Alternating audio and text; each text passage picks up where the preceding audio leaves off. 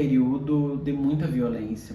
Nós já tínhamos vindo de uma morte, né, da Paulinha 98, 99.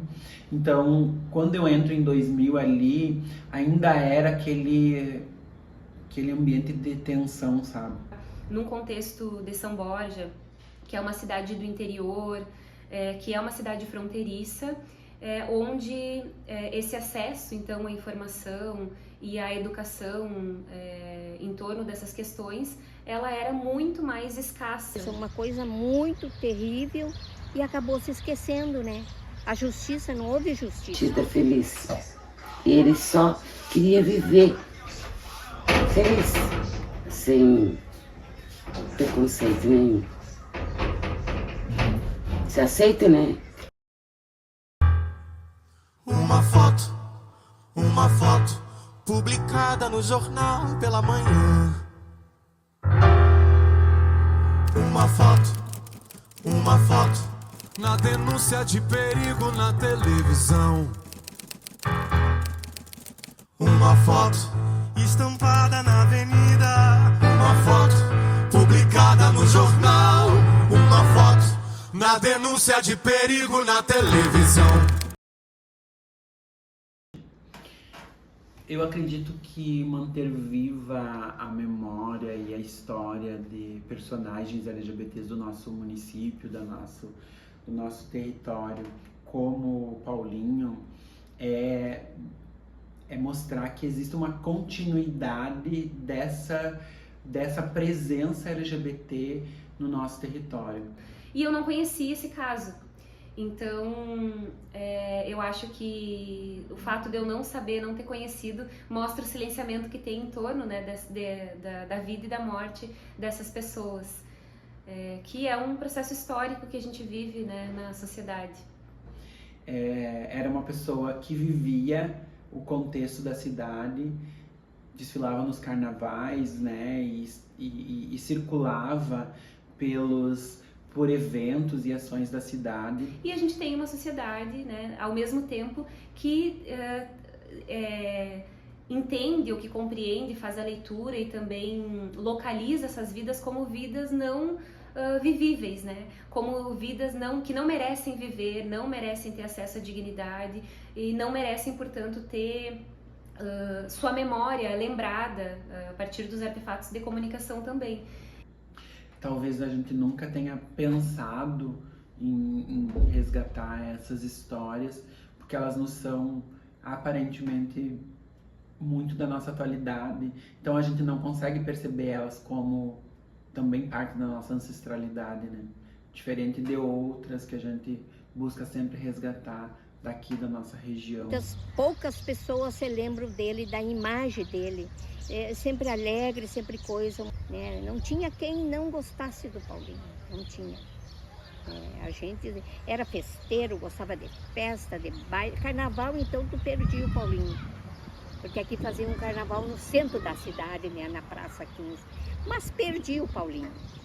Eu estava trabalhando, que eu cuidava uma senhora, né? Eu estava trabalhando. Aí quando eu cheguei em casa, a minha mãe estava chorando. Eu digo, o que houve? E ela disse, nem imagina quem morreu, o meu queridinho. E eu digo, mas eu pensei que era ter um parente, né? E ela disse, não, o Paulinho. Isso é uma coisa muito terrível e acabou se esquecendo, né? A justiça, não houve justiça. Todo mundo, assim, todo mundo sabia quem era o Paulinho. E por que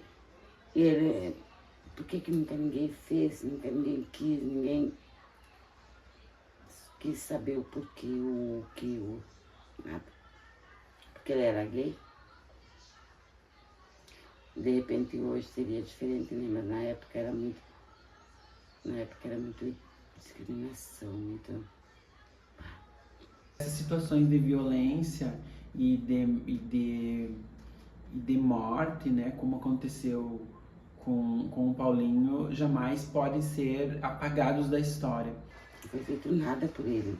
Assim, ele foi assassinado e ninguém fez nada. Ele é uma pessoa pública, ele é uma pessoa conhecida e ninguém fez nada para descobrir quem matou ele, quem foi os assassinos, isso e aquilo. A primeira coisa que me vem à mente é a ideia das vidas consideradas vivíveis, né? Das vidas que são aceitáveis, das vidas que são válidas, e dentro dessa ideia das vidas vivíveis, algumas são aceitáveis e outras não.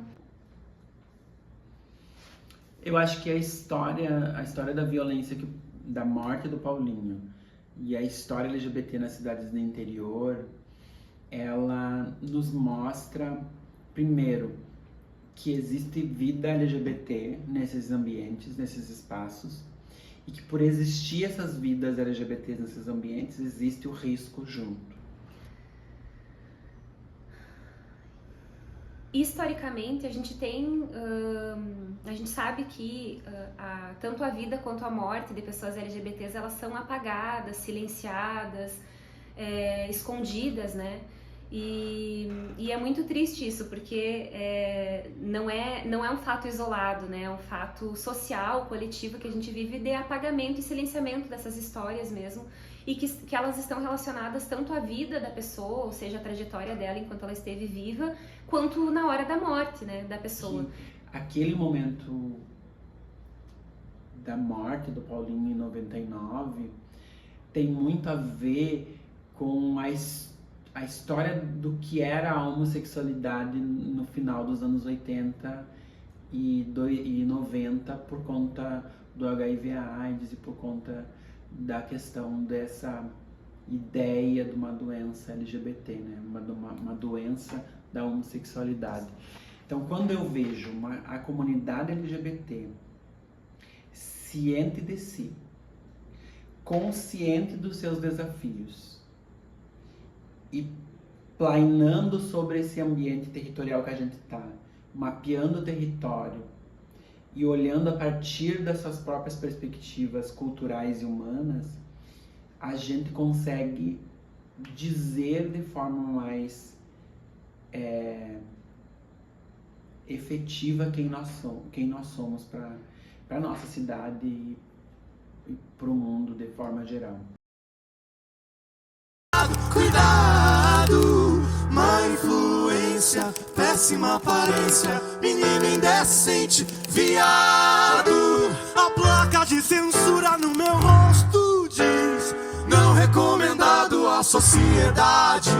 A tarja de conforto no meu corpo diz: não recomendado à sociedade. A placa de censura no meu rosto diz: